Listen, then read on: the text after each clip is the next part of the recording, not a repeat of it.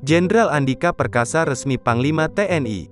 Dewan Perwakilan Rakyat (DPR) RI kembali melaksanakan rapat paripurna ke-9 di tahun sidang 2021 untuk menerima laporan dari Komisi I DPR RI mengenai uji kelayakan dan kepatutan calon Panglima TNI Jenderal Andika Perkasa, Senin, tanggal 8 November tahun 2021.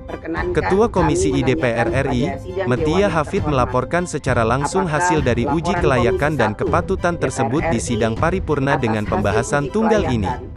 Metia mengungkapkan, Komisi I DPR RI memutuskan menyetujui penghentian dengan hormat Marsikal TNI Hadi Cahyanto sebagai Panglima TNI, serta memberikan apresiasi terhadap dedikasinya.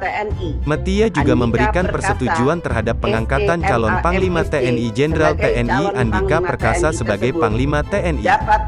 Seluruh anggota DPR RI yang hadir menyatakan setuju akan pemberhentian secara hormat Marsikal TNI Hadi Cahyanto sebagai Panglima TNI, dan pengangkatan calon Panglima TNI Jenderal TNI Andika Perkasa. Pimpinan DPR dan seluruh anggota DPR RI yang telah menyetujui surat Presiden tentang pengangkatan saya.